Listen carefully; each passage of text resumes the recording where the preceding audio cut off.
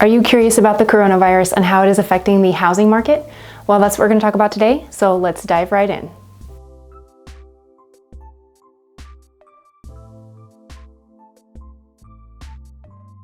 Hi, I'm Charlotte with Birch & Cedar Realty Group. I'm a realtor here in the Boise area. And there's no doubt that the coronavirus is going to affect the housing market. Things are a little bit crazy right now, but exactly how, we just don't know yet. The stock market correction caused a lot of concern, but here's what we know. Number one, in the last 5 outbreaks, the stock market reacted. Number two, after those reactions, the market returned. And number three, a stock market reaction does not equal a housing crisis. But as we all know, the coronavirus is different.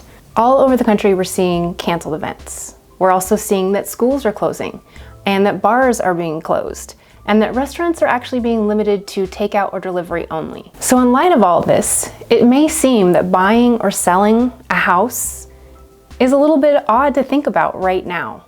And while there are a lot of buyers that are going to have to come off of the market because it's not the right time for them, they're going to be worried about their jobs and whether or not they're going to get a paycheck or whether or not their jobs actually will remain.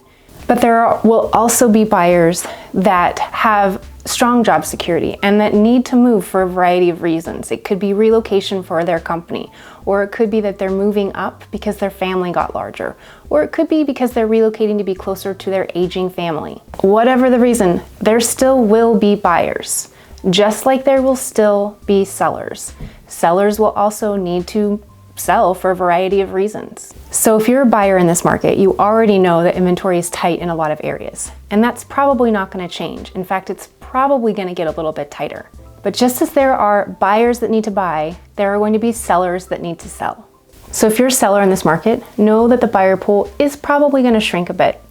But that doesn't mean it's not a good time to sell. It just means that the buyer pool is a little bit smaller, so therefore your home might stay on the market a little bit longer. It doesn't mean it won't sell. There still will be buyers out there that need to purchase a home. Over the next few weeks and months, we'll really have to see how big of an impact this is going to have. There's just no way to know for sure. But do know that there will be buyers and there will still be sellers that need to buy and sell. In light of that, I have some tips for both buyers and sellers so that you can stay safe in this market. So sellers, number one, consider ways of increasing your home's exposure to buyers while decreasing the number of buyers that come through. One of the best ways to do that is to find an agent that does 360 virtual tours. Have them do a 360 virtual tour of your home and put it online, or send it to interested buyers that want to make an appointment to see the home. Buyers can take a look at it and then decide if the home is right for them, and if it's something that looks like it might be a good fit, then they can make an appointment and actually come see the home in person. Tip number two, avoid doing open houses. That's going to limit the amount of people that come through your home. Take advantage of that virtual tour. Use that virtual tour online for an online open house. Tip number three, provide hand sanitizer at the door for all showings.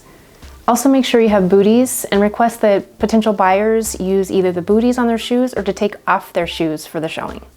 Tip number four, make sure you're disinfecting all of the surfaces such as knobs, countertops, light switches after each showing. You can also open up some windows to get some new fresh air into the home. Okay, for buyers, tip number one, if you have fever, chills, or coughing or sneezing, stay home. Don't go to the showing. Tip number two, avoid open houses. The whole point is to limit your exposure to others who might have the virus. Tip number three, find an agent that does 360 video tours. They can go look at the home that you're interested in and do a video tour for you, which limits your exposure. And when you take a look at the video, if it's something that seems like it's going to be a winner for you and your family, then you can go see it in person. Tip number four, so if you are touring a home, make sure that you limit the amount of surfaces that you touch. Don't sit on furnitures or beds. And make sure you wear booties on your shoes. Tip number five, be sure to wash your hands or use hand sanitizer frequently. The coronavirus has definitely brought a new set of challenges to the housing market in more ways than one. Know that I am closely watching the market to see how it continues to be affected, and I'll bring new videos with updates as time progresses. As always, like, subscribe, and click the little bell so you don't miss any upcoming videos. Thanks so much for watching. See you next time.